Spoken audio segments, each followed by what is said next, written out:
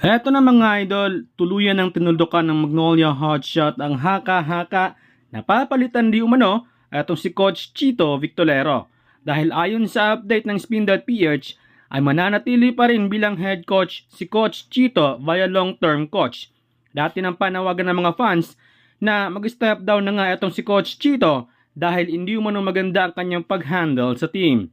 Sinabi na rin ni Coach Chito na pinaubayan na nito sa management kung tatanggalin ba siya or hindi. Samantala, pa-expire na nga ang kontrata ni Chris Newsome para sa Meralco Bolts at gusto umano ni Chris Newsome na explore ang free agency.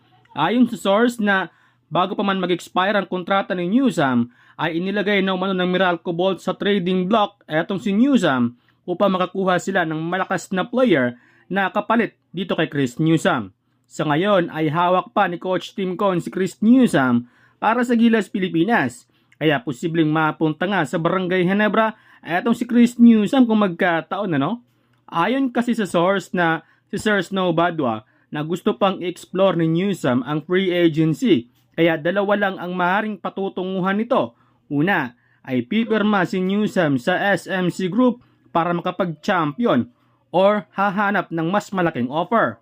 Samantala, usapang boxing muna tayo mga idol. Nakakalungkot na balita to dahil tinalo nga ng Japanese boxer na si Takuma Inoue ang ating pambato na si Jerwin Ancajas. Matapos itong ma-knockdown sa round 9 ng kanilang laban. Na body shot kasi ni Inoue atong si Ancajas upang matumba ito sa sakit sa 9 rounds.